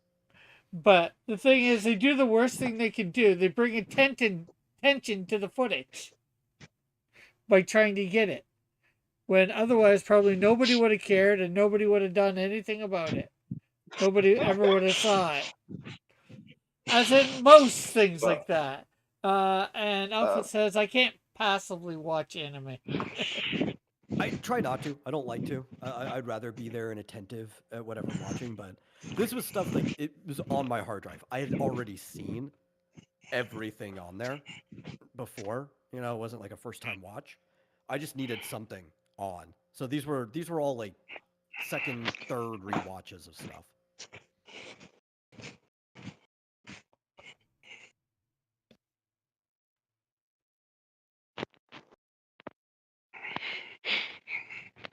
Some of them might have been like my 10th or 11th rewatch of it. But do you know any patterns with stuff I'm watching, I don't care. or it just seems random? I don't know enough to even compute that.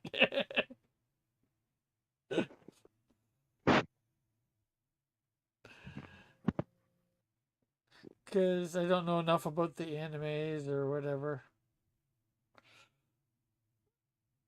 But you probably haven't seen Odd Taxi, I assume. At least I assume Metal. I mean, I know Rick hasn't, but Metal here probably hasn't either. No, I've told you I have not. I've told you several times I haven't. But It's not that old though. It's only like a few years old. I know. But like, what anime? What's the most recent anime you did watch? Like, No, most recent. I watch recent stuff all the time, um, especially if it's on Crunchyroll, just because it's easy. I personally don't like watching stuff on Crunchyroll, but in fact, I prefer usually watching something in Japanese with subs. But I end up watching a lot of stuff with Marsupial, and he would rather watch it dubbed, and Crunchyroll's on the TV, so that makes it easy. Like we were watching, you and I are polar opposites recently. I've been watching Mao, the new Rumiko Takahashi series, as it's been premiering date by date. Um, I've watched all of Fire Force recently. Like I watch stuff. I just unless I'm on my show, which I haven't done in a while due to technological errors and stuff. I don't normally like talk about the stuff I'm watching, like even with other people. I like to do it on air, but I don't actually really talk about that type of stuff in person too much. Also, mostly because I'm very selfish. Like I don't necessarily want to share stuff with other people. no, but reason why reason why I'm always talking about this stuff, because I'm trying to talk about stuff that I do like, and I'm trying to find other stuff that I do that I would also like.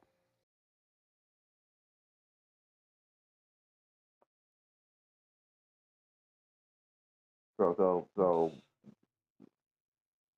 it's hard to find uh it's hard to find like animes that actually seem like they're trying to tell a story and not just come off of a cash in. So No, I think sometimes you Well, just that's have to, because you don't understand the stuff you're watching. and I think sometimes you just shut your mind off and not analyze Oh, stuff so Rick, much. I think that is the worst way to watch anything. I'm gonna have to disagree with that. exactly. Exactly. Otherwise, I'll be like everyone else watching whatever garbage Marvel movie that comes out in theaters. Hey, I didn't say No, all the time. I only said sometimes. The problem is though that it starts to become an excuse then, right? Like, Yeah. my dad has supported the most garbage stuff like just altogether without even like you could support garbage stuff. You could admit like we were talking about this. I think after the call, you can eat fast food, right? We all do it. You can consume the fast food equivalent of media, and that's fine. But not if you're not willing to call it the fast food equivalent of media, right? Like you got to know the junk you're putting into your body, Oh and yeah. my dad would have like the mindset of not calling something fast food. He's like, just shut up and enjoy the thing you're watching. It's like, Yeah. well, then I should just not watch it then. Like me complaining about this stuff is my way of enjoying it. Okay, like that is my way of getting through this thing you are subjecting me to. Yeah. Well, there's that too. I've that some ways sometimes too. I gotta complain about it just to get through it because it's just so horribly bad, and I can't shut my mind off.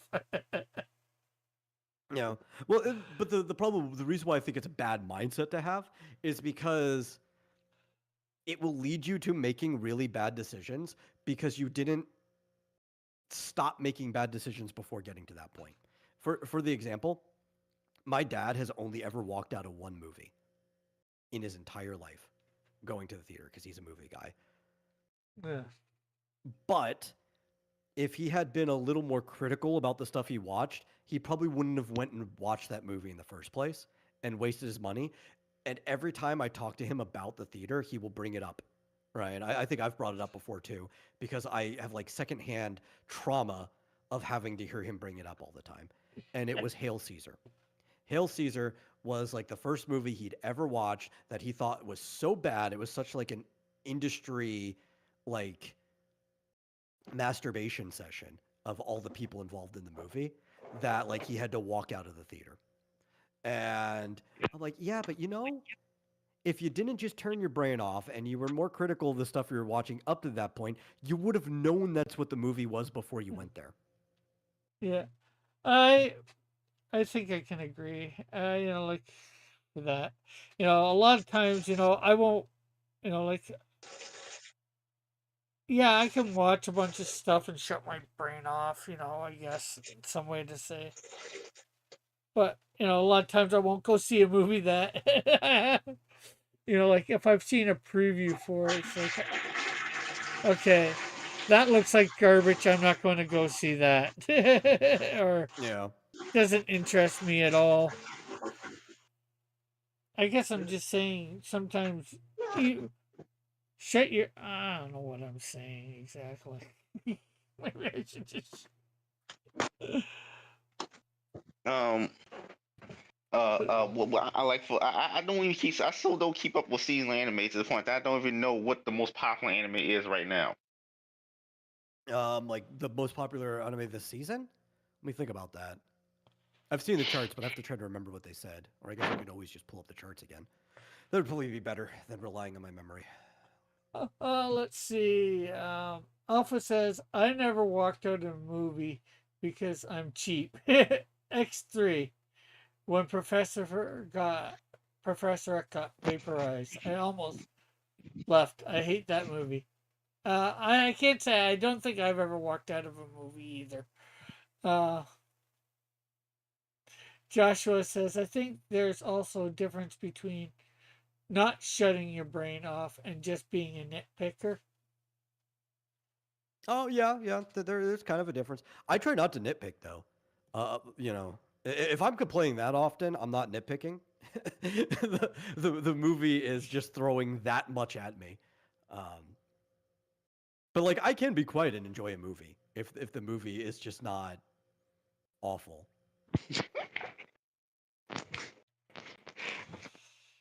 Like actually, example, when Marsupial and I went to the theater to watch the Mario movie, I didn't say a word throughout the entire movie. I saved all discussion for afterwards. And I am the type of guy like if I think something's funny and I see a good opportunity, not disturbing, I will like lean over and crack a joke or whatever. Didn't make a single one during Mario Galaxy. I try to be quiet about it. I want to be respectful to the other people in the theater. Yeah. And there's the thing too when you're at home, watching it You can be as loud as you want. compared to like in a movie theater, you want to respect other people.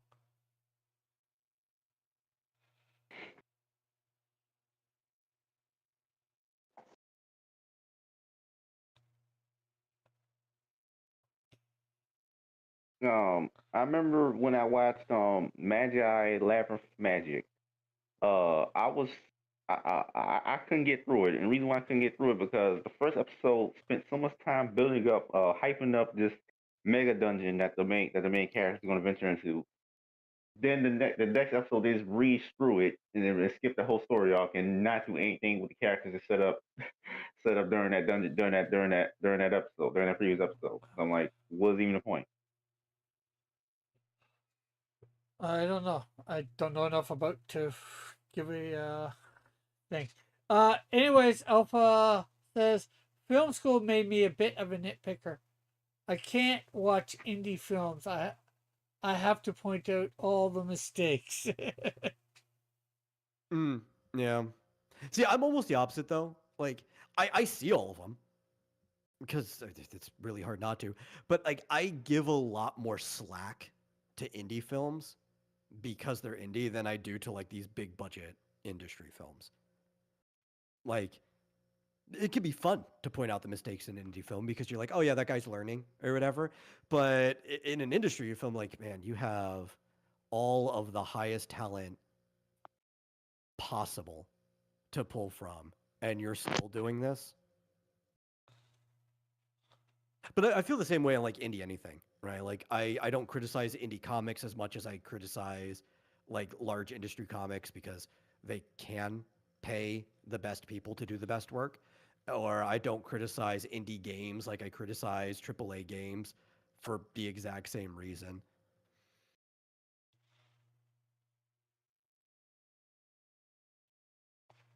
But like, what is the most popular anime this season? That restaurant. Oh yeah, so I just pulled up. I have the winter trending list, right? Because that's the last finished season. We're moving into spring. Some of the spring stuff has started, but we don't really have full data on that yet. The most popular one during the oh no, actually wait, this is spring. So this is incomplete data. I'd have to move back from winter. But if you want spring, here's spring. 100 Seasons of Awajima by Studio Madhouse is currently the most popular. The second is Ace of Diamond Act 2 Season 2. Then it is Agents of the Four Seasons Dance of Spring. Then Akane Banashi. That is number 4. 5 is Always a Catch. 6 is An Observation Log of My Fiancé, who calls herself a villainess. 7, Ascendance of a Bookworm, adopted daughter of an archduke. 8 is Botan Kamina, fully blossoms when drunk. 9, Classroom of the Elite, Season 4, second year, first semester. And 10 is Daemons of the Shadow Realm. That's the top 10 currently, but it is incomplete data because the spring season is only barely underway. Okay, okay, and I can probably guess. I probably guess because of how the trends. At least 2 of those are probably a romance show. One is probably a slice of life sitcom essentially, and the and one is probably an isekai. Most of these are romance shows to some degree. And I definitely, I'm trying to think which one. I know one of these was an isekai, but I'm trying to think which one would it be. The problem is it doesn't have a link to any of the. You can just highlight it and then Yeah, right I click can do on a bring Google up Google. search. I know, like, I just don't feel like it. Okay. Let's see. Alpha said maybe to establish the characters and personalities, abilities. I think that's something having to do with the indie film stuff. Then he says Yeah. mostly the 180 rule. Indies break it all the time. It's Ixum. I never watch, and then he says, I never watch a show as it airs. I need to know if it's good before watching. Then I watch all the episodes. Yeah. Some other really popular ones right now that aren't like near like the top, but we've got Monster Eater is pretty popular. Witch Hat Atelier, which has only got a few episodes under its belt. Mao by Rumiko Takahashi is up there too. Kill Blue is pretty popular. And most of the other ones are just, I think a couple of one I named were continuations, but a lot of these other ones are continuations, like Dorohedoro Season 2 and Dr. Stone Science Future Part 3 is also going. I remember I watched the first episode of Doctor Stone, but wasn't interested. It had a long time ago. Should I pick that up again? Oh. I know what the hell they're doing now. Cause I know the original premise that they all got turned to statues, and then they somehow broke I out. couldn't tell you. I know the premise of Dr. Stone. It's one of those ones I've heard really good things about. I have not engaged in it like at all. It's Fuzzy Man. There he goes. Yeah. Oh, it looks even better now. All the colors. Now, actually, again, this could be his own character. So maybe she reuse that design later. Maybe. I don't know. Kind of almost looks like it would be in South Park. Almost like what? Like it would be in South Park. Yeah. Yeah. Like it, Like just just the way it's standing there. Maybe like the head would be a different part, so it would move around separately. But it, like some weird, South Park Demon or have something. to go, yeah, like trip through purgatory episode or something, you know. Looks like something Cartman would scribble real quick when he's trying to like talk about what's going to happen to Kyle in the future.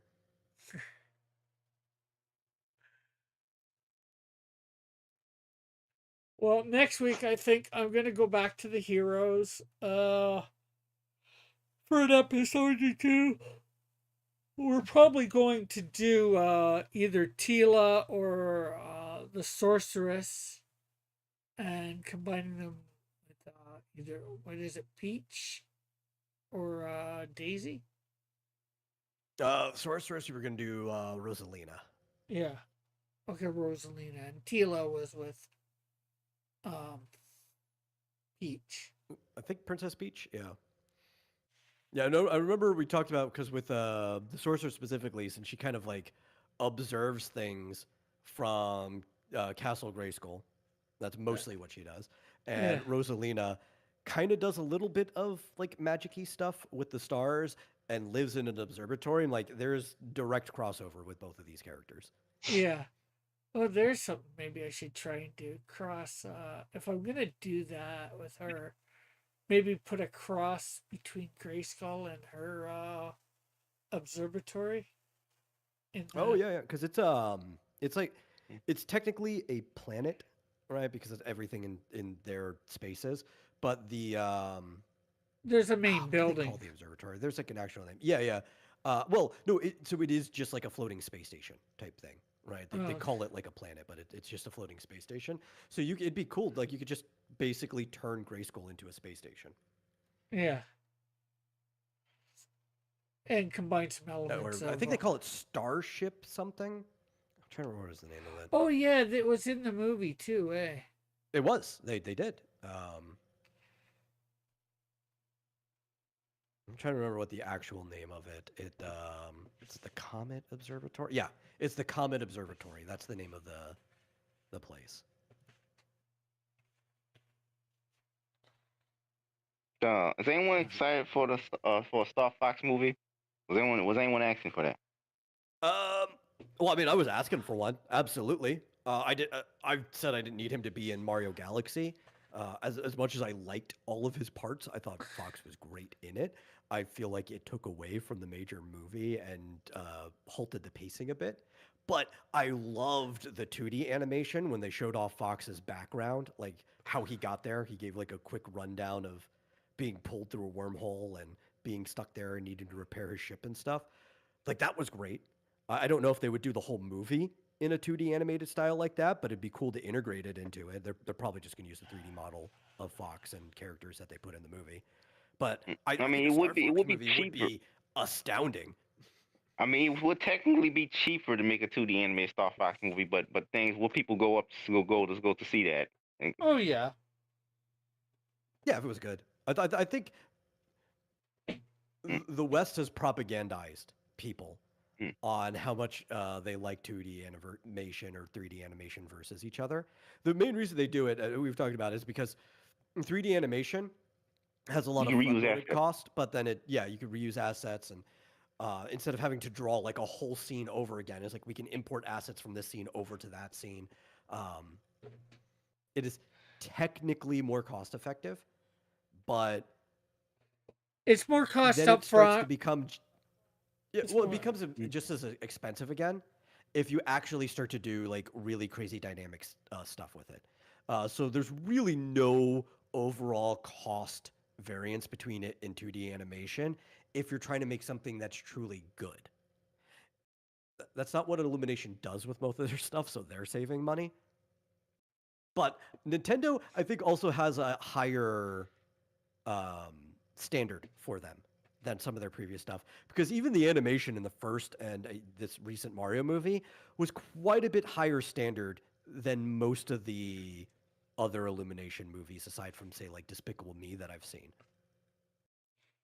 It was about on par with the Despicable Me, which Despicable Me has a higher animation level than most of their other movies.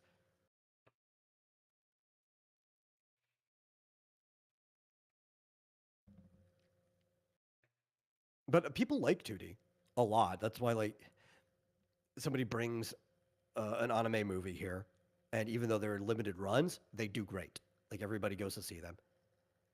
Yeah, I want to go see the Demon Slayer movies and the Jujutsu Kaisen movies. Yeah, they do Yeah. great. So I think that the real thing is the industry doesn't like working in 2D. That's why we don't see a lot of it.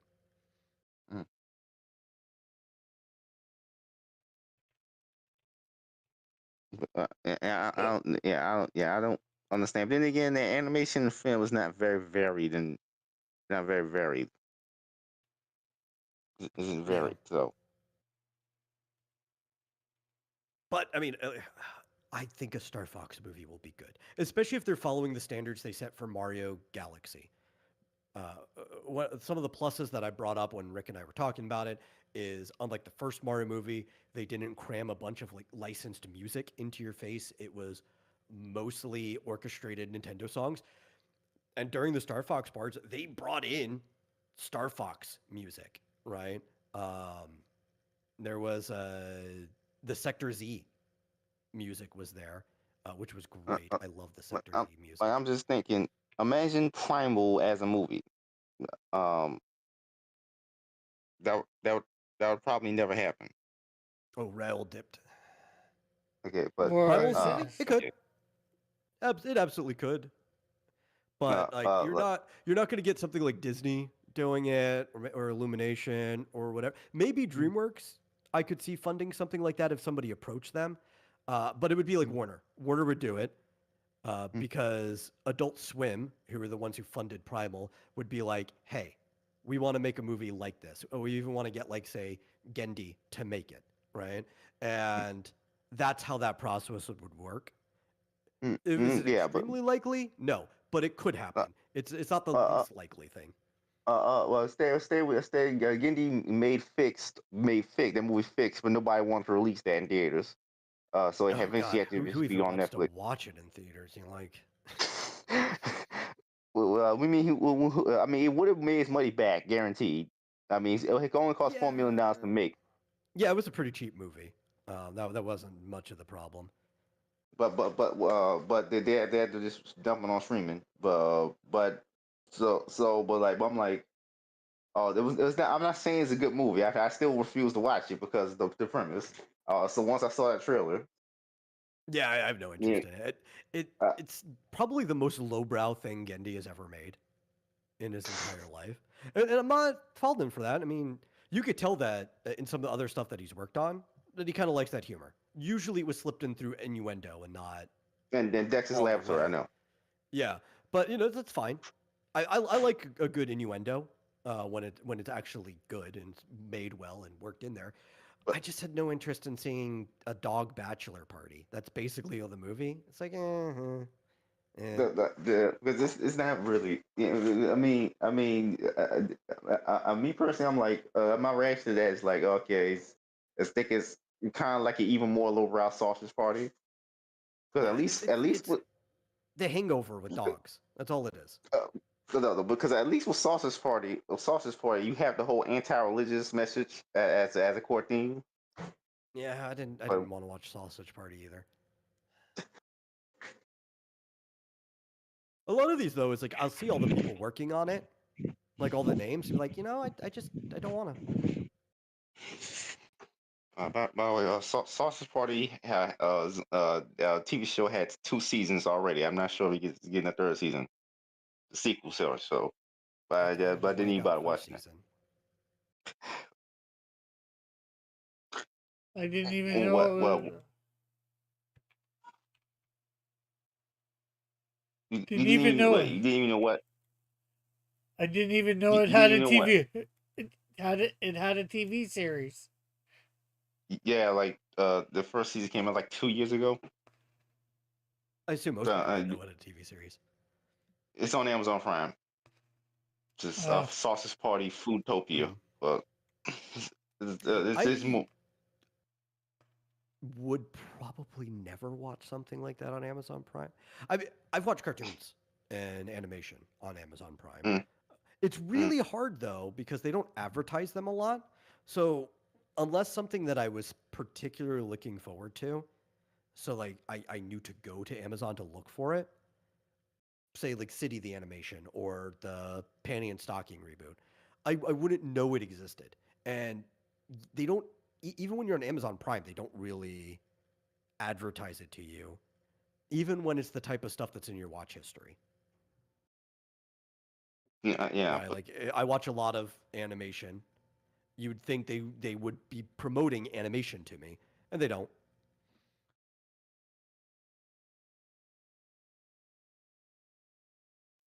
But like Sausage Party show. Well, I mean, like I didn't bother watching it, but I heard about what happens. I'm like, okay, well, why does it even exist? Who wanted a sequel to Sausage Party 8 years later? I mean, I Well, thought the first one was dumb when it came out. Now it's 14. Now it's like like almost 14. yeah, well, Well, so, I could be My wrong, God, but has it that been 10 years since Sausage Party came out already? yes, it's been 10 years. It came out yeah, 2016. It's yeah. almost 10 years. I Yeah. doubt, I doubt I'd say that movie was for an 14-year-old boy, but maybe it was supposed No, it to definitely be. was not. It's a rated R movie. You'd have like, Yeah, but I thought it was stupid when I first saw that trailer for Sausage Party back all the way back then. Well, I'm Yeah, like, but as I just said, it wasn't probably for you, so of course it's going to be seem stupid. but no, it would be for him now, and he still thinks it's stupid. Yeah, well, that's true too. But is he like I don't but think basing his it? opinion on it has really changed. Yeah, but exactly, it had it. but my question is would be then: is it because is it because he's reevaluated it, or is he just going on his original opinion? Well, Now I'm I'll just let going you on my know. original opinion. Which It's one is of what I. those Seth Rogen, James Franco movies. There's more just them. Jonah Hill's involved, Michael Cera, blah, blah. But Yeah. it's a Seth Rogen, James Franco movie, which Yeah. all of them are basically the same to some degree. If you've seen Pineapple Express, you pretty much know how every movie that those two are together are going to go. Actually, I haven't seen that. I've heard of it, but I've seen a couple clips from it, I think, but Pineapple Express was not bad. It wasn't great, but it wasn't bad. But it was probably also the peak of the stuff that those two did together, and then they just keep I doing agree. more things together. They also did that the movie that got Sony you get hacked by North Korea called The Interview, would try to kill Yeah, they Kim did the Jong Un. interview. They also did Disaster Artist, which is a kind of parody movie about the creation of The Room.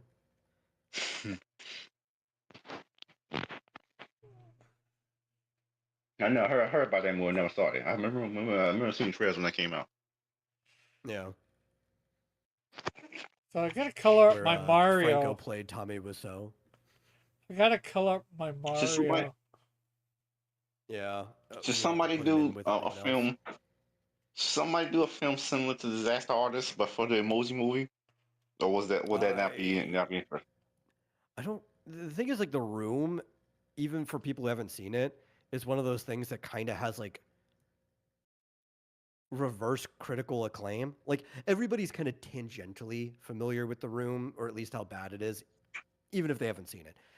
The thing about the Emoji Movie is there's no story behind it, right? Like the story behind it is literally corporate slop. Like they wanted this movie made as kind of like mass advertisement for a bunch of things. Exactly. Probably it wouldn't be as interesting.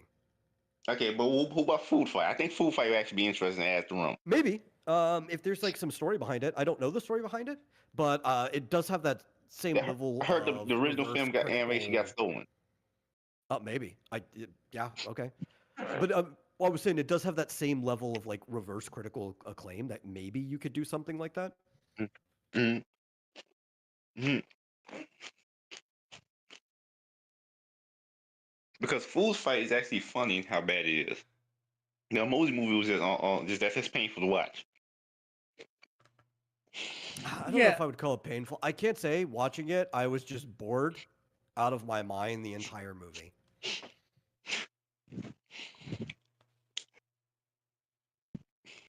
If you're the type of person that simple levels of boredom causes pain, which it's not the most unusual response, we'd actually rather be in pain than bored, as scientific studies have shown. But if boredom causes you pain, then yes, I could see it being painful to watch. but it's just a really boring movie. I actually really like this creature. Don't know what I'm gonna do with it. It's like growing on you. And the same here. This looks interesting. Canadian trolls living off in the northern end of the shield. Yeah, I think I know exactly where I could use this thing. My character, Professor Evolution, can create it. I don't know how, but Yeah. Be like, why did you make this? You see, myths throughout all time always talked about trolls living in the Northlands, but we have no trolls here, so I had to solve it. I had to solve it myself.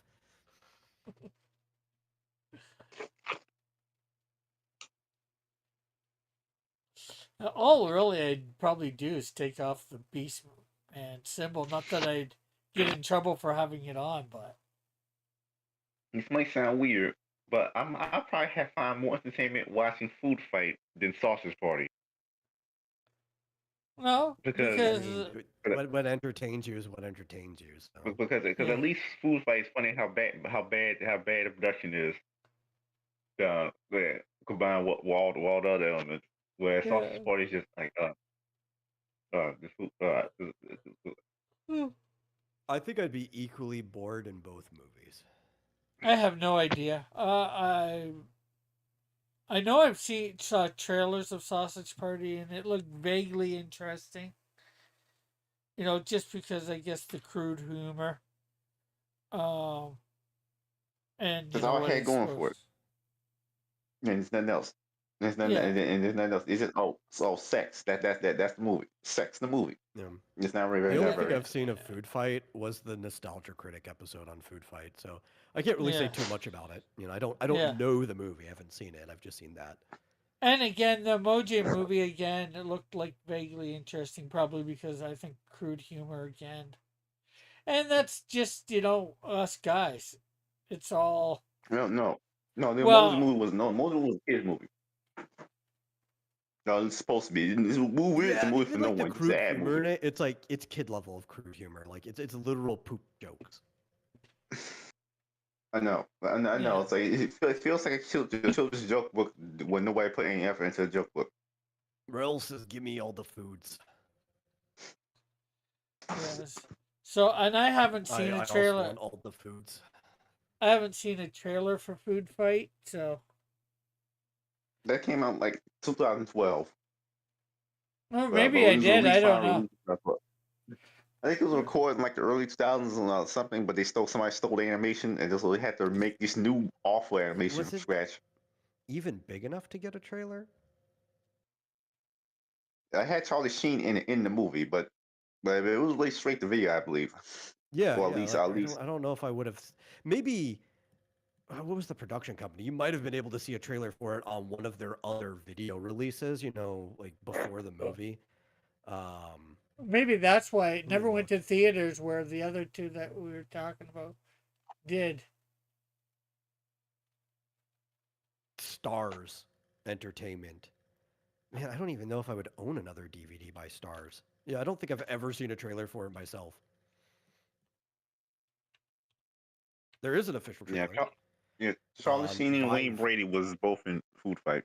So Vive Pictures was the other one that did it, aside from Stars Entertainment. I don't know any other movie by Vive Pictures. You can buy or rent it. Food Fight original trailer.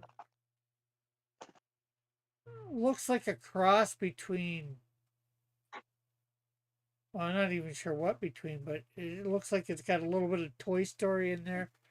Because, you know, when the supermarket closes at night, you know, I guess all the whatchamacallit. Yeah, they were kind of the going ma- for like a Toy Story-esque vibe.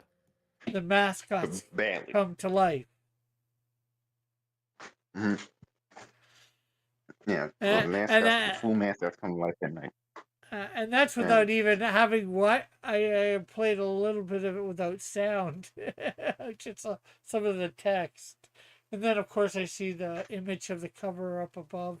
You're seeing Charlie the tuna. and a few other mascots that I don't know of. Charlie California Sheen, Raisins in there.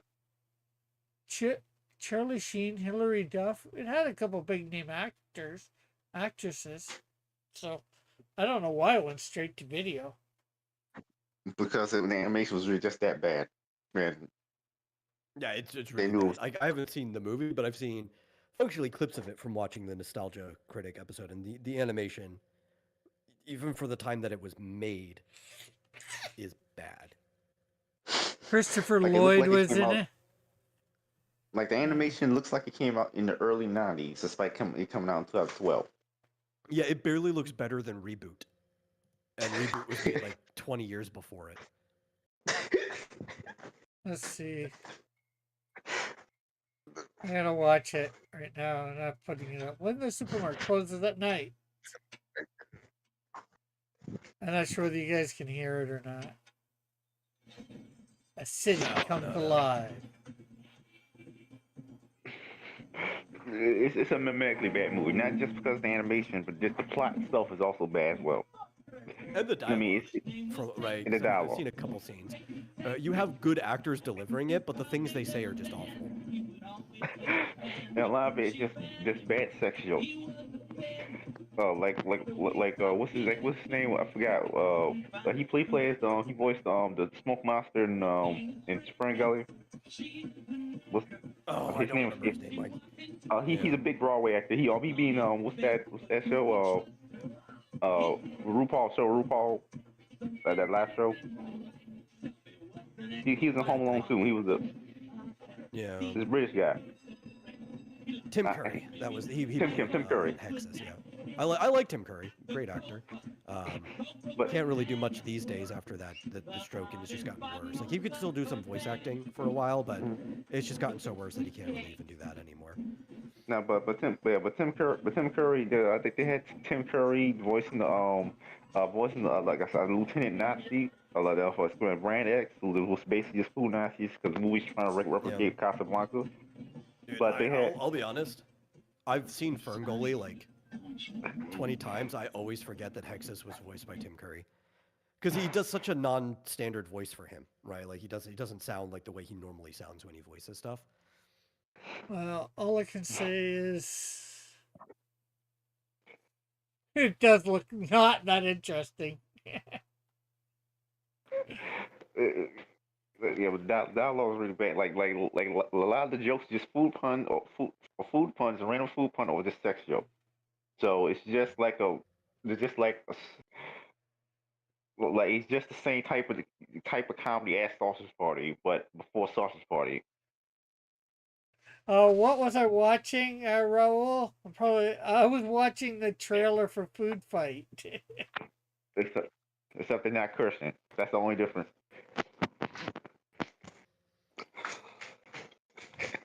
I don't think you need a food fight too.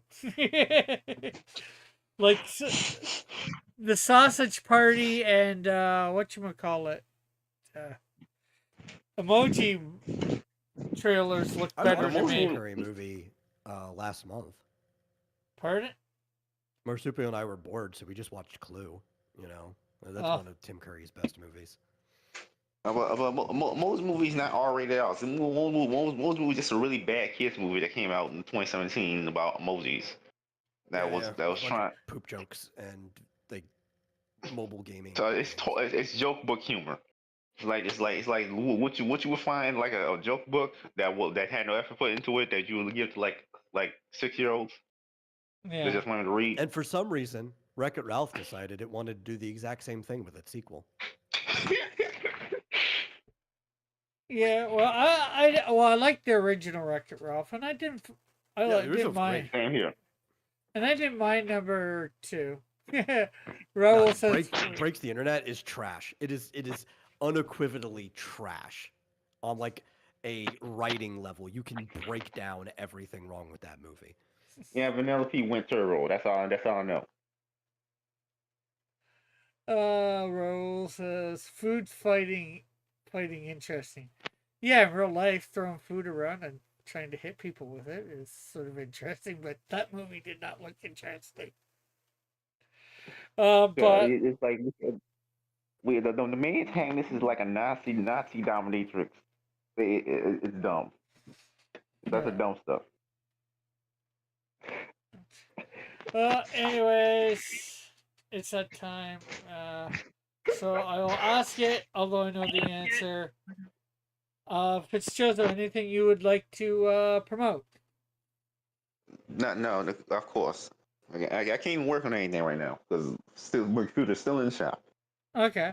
Well, you do know you don't necessarily have to promote something that is yours. You could promote something that is somebody else's. But that's all Just right. anything you think more people in the world need to know about. Yeah. Oh, okay. But that's something to think about for, the future. Mm. Yeah. Metal's already putting his link in the chat because of me saying anything you would like to promote. Specifically, I put the link to the most recent page of X Dynamis Chaos that I had actually uploaded. I made Cool. sure that I did not go a full, just shy of full 6 months without uploading a page. So people can go check that out. It's actually the last page of that chapter's story. Technically, I do have to do another page before the chapter is done because I always do an interim page. The Terzix Codex in between will be like a single page short. But like if you want to read chapter 5 and get the story of chapter 5, that is the last page. You could just read all of chapter 5 or episode 5 right now. Episode 5 is technically the 6th chapter, but whatever. You can read the whole chapter now. Well, good night, Raul. Raul says he's off to bed. Night, guys. He Yeah. says midnight is the witching hour. Well, it's midnight for you and me, Raul, but it is not midnight for, I think, either Fitzchozo or Metal. No, I think we're actually, me and him are probably the same time zone this time of year. But it's like 9 for me. Because this time of year, Arizona is on California time. Because we don't do daylight saving. Yeah.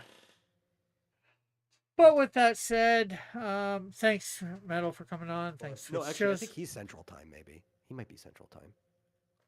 What time is it for you, Fitzchozo? He left Oh, okay. already. Yeah, I think he might be Central. I don't know. I have to check. Maybe he's East well- Coast. He could be the same time as you. I'm not sure. Anyways, welcome. Well, thank you, Fitzgerald, for coming on. Thanks, Metal, for coming on. Thanks, everybody in the chat, for coming by. It's been great having you all here. I hope you like my crossover between a Fuzzy from Mario Properties and Beastman. I'm calling him Fuzzy Man. So I'll be on that. I have no idea. Anyways, I will be here tonight or tomorrow night or tonight. Well, I guess it depends on where you're from. I will be finishing up some independent and public domain stuff that needs colored or finished coloring. Hopefully, I'll finish Patty tomorrow night. Yeah. So you can put that up wherever you said you were going to put it up. Anyways, good night, everybody. God bless. Love you all. Have a great, wonderful night. Catch y'all later. God bless.